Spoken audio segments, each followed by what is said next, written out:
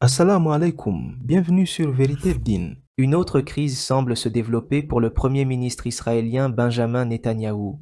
Et cette fois, c'est avec son ministre de la Défense Yoav Gallant. Les deux hommes devaient tenir une conférence conjointe samedi, mais Gallant n'a pas été présent. J'ai proposé ce soir au ministre de la Défense de tenir une conférence de presse commune, mais il a pris une autre décision. Ce n'est pas la première fois que les deux hommes entrent en conflit. En mars dernier, Netanyahou avait licencié Gallant pour s'être opposé à sa proposition controversée de réforme judiciaire. Le licenciement de Gallant a été annulé quelques semaines plus tard et le projet de loi a été adopté, mais il continue de faire objet des vives contestations dans le pays.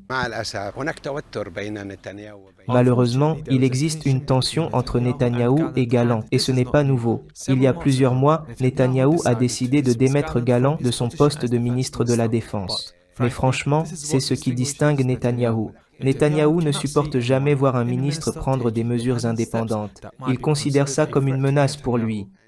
Le fossé entre Netanyahou et Gallant s'est creusé en raison de la guerre en cours, et le Premier ministre fait face à une pression croissante au niveau national pour les manquements en matière de sécurité et de renseignement survenus le 7 octobre.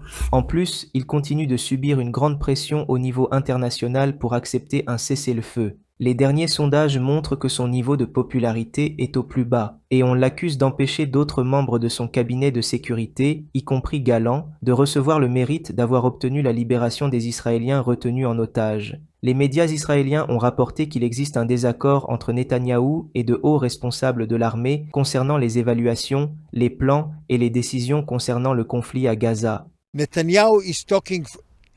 Je pense que Netanyahou réfléchit à partir de son ventre et de ses émotions, et non de sa tête. Tout ce qu'il veut, c'est de prolonger la guerre le plus longtemps possible, car il a besoin de gagner du temps. Il tire un grand profit politique dans cette guerre.